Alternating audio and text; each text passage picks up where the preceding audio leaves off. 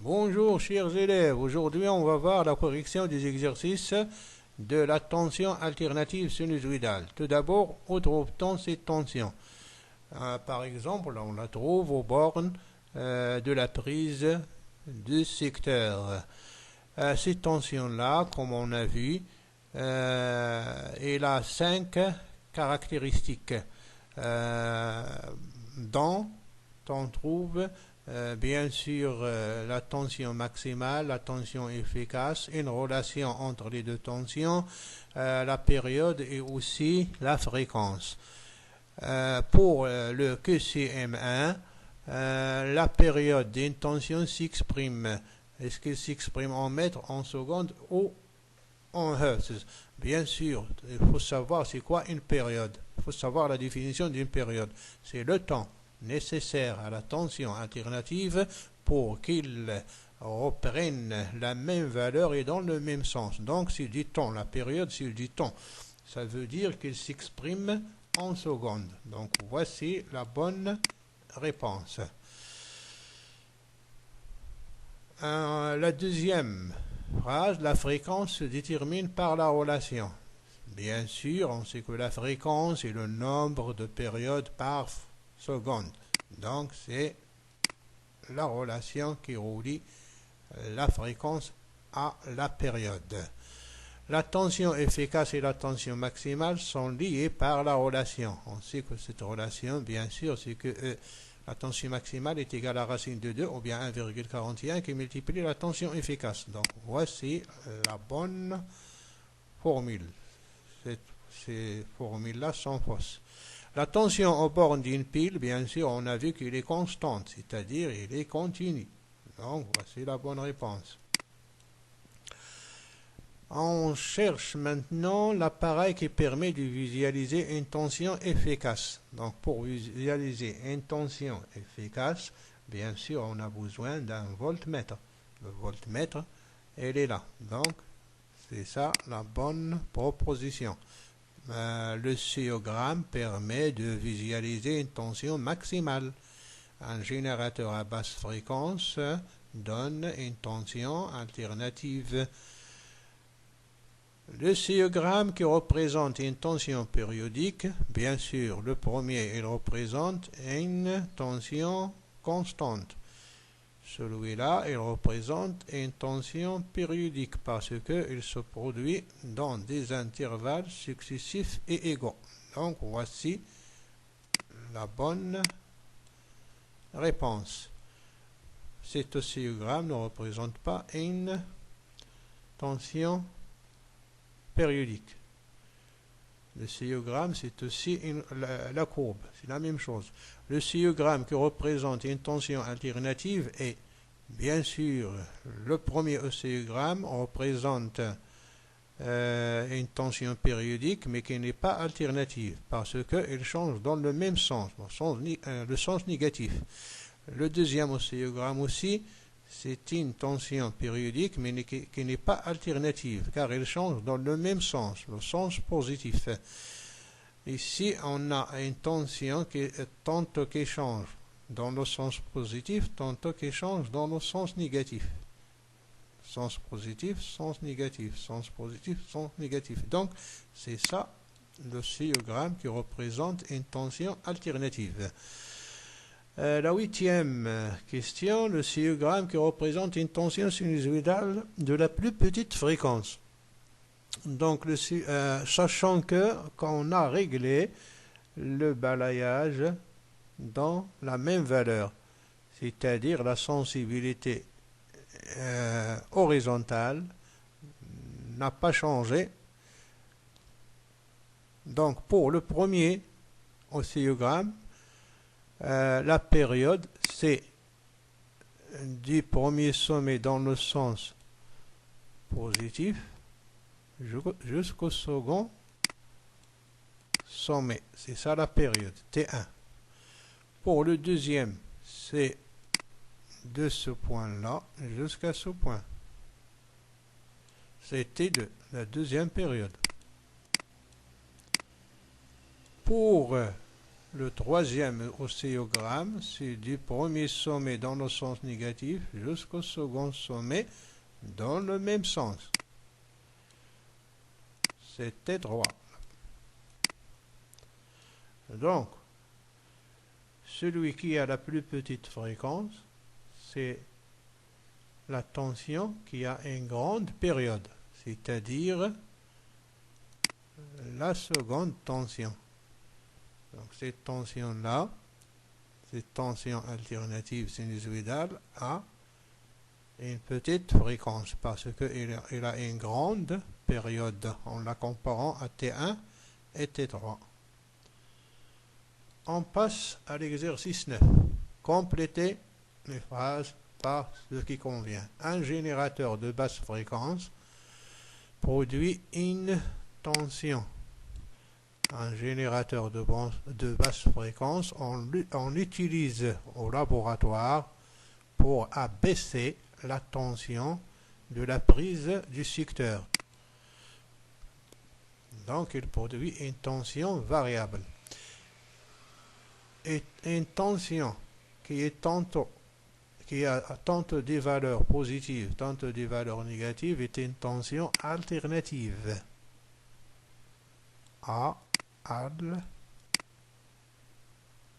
Alternative. Alternative en arabe, c'est mutanawib.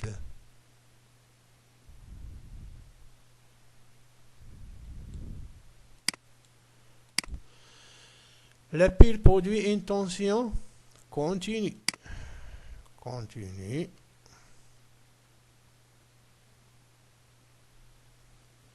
On a déjà vu ça. Car sa valeur reste constante, c'est-à-dire invariable, c'est-à-dire ne change pas. Constante.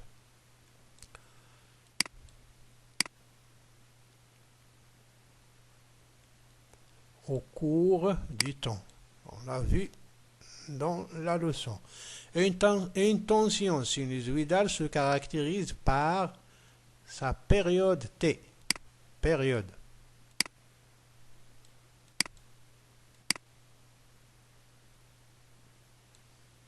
Voilà. Et s'exprime en secondes. Et sa valeur maximale qui s'exprime en bien de symbole U max. Max comme indice. Maximale. Tension maximale. Et une tension périodique a une fréquence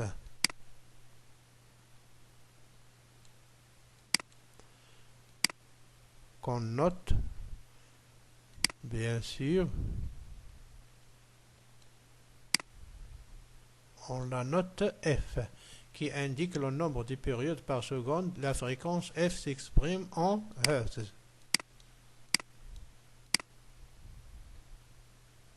Voilà.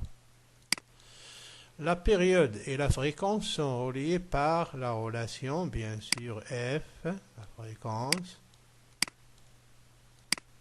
est égale à 1 sur la période. Mais il faut tenir compte que T s'exprime en secondes. En secondes. La valeur efficace F d'une tension alternative se mesure à l'aide d'un voltmètre. 1 volt mètre.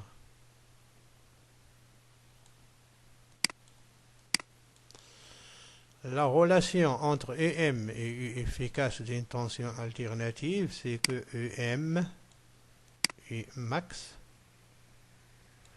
est égal à racine de 2 ou bien 1,41 qui multiplie la tension efficace. On passe à l'exercice 10. Les figures 1, 2, 3, 4 représentent 4 tensions mesurées avec la même vitesse de balayage, c'est-à-dire la même sensibilité horizontale. Donc, le premier, il a une période du premier sommet au deuxième. On va la noter T1. Le deuxième, voici sa période.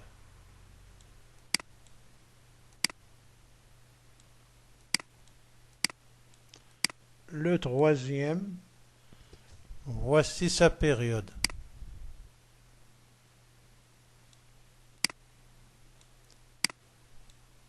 Le quatrième, voici sa période.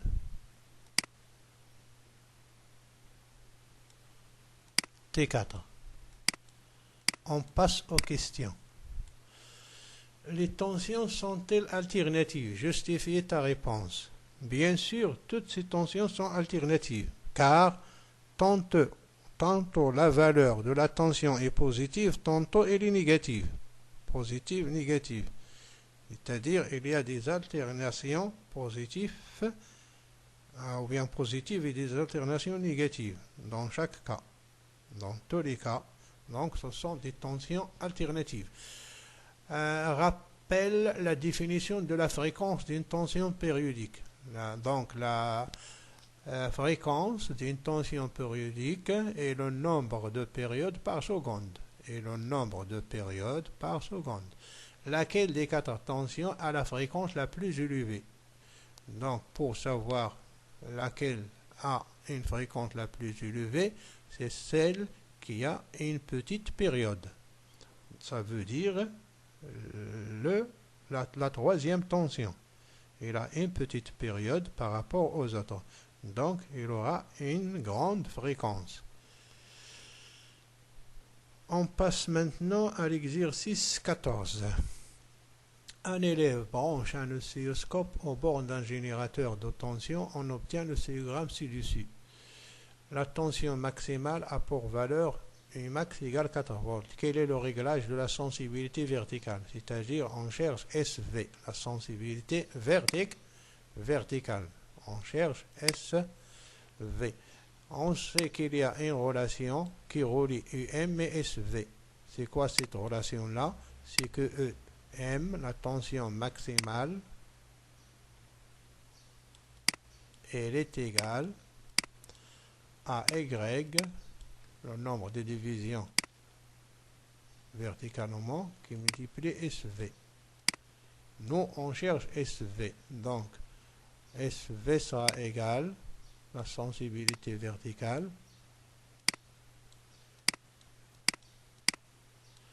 Umax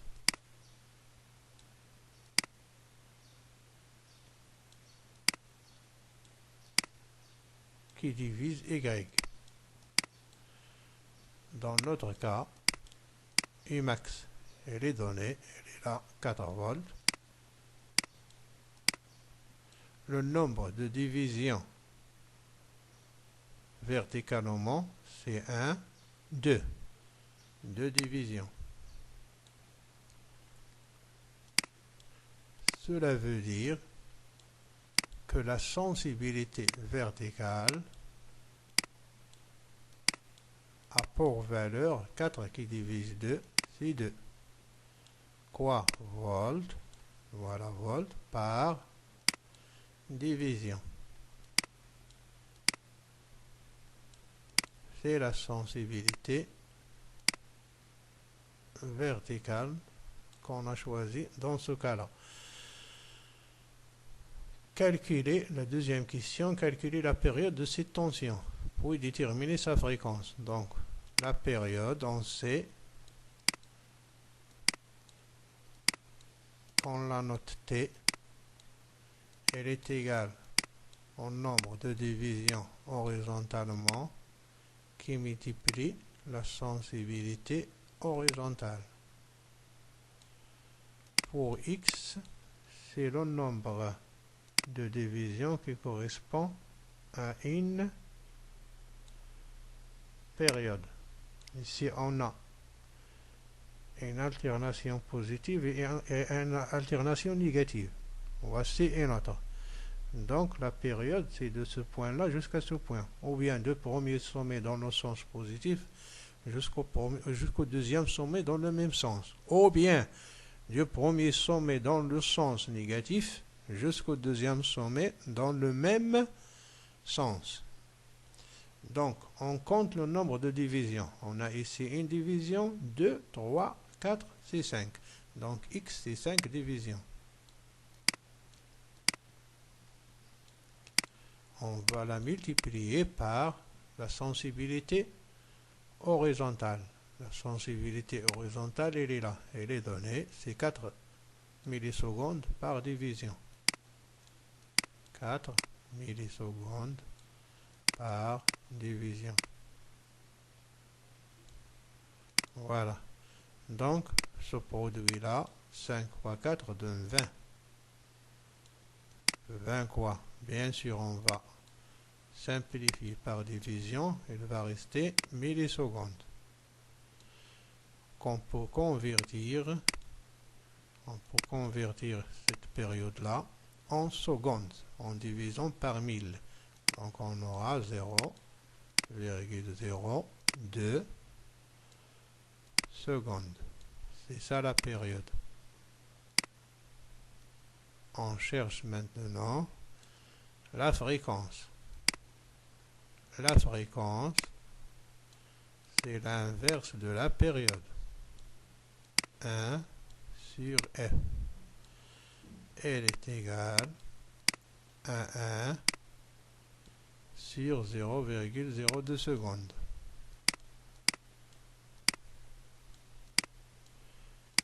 C'est-à-dire, si on divise 1 par 0,02, c'est 100 qui divise 2, c'est 50.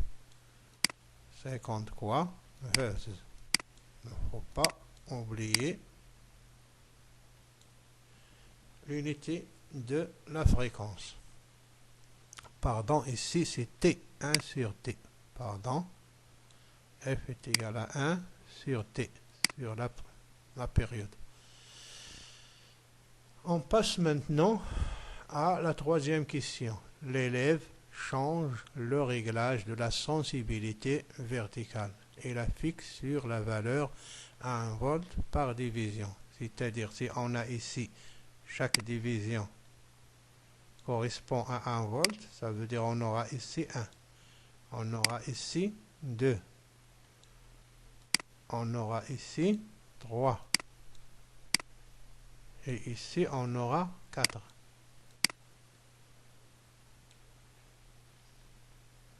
Donc, on cherche le céiogramme obtenu. On sait que U max c'est 4 volts. Ça veut dire que le sommet, ici, va changer et il doit atteindre 4 volts. Donc, pour tracer le céiogramme, il doit être comme ça. Il doit atteindre 4 volts. Pardon. Voilà, ici aussi, il doit atteindre 4 volts. Puis 4 volts. Voilà, excusez-moi pour le traçage parce que je le fais avec la souris.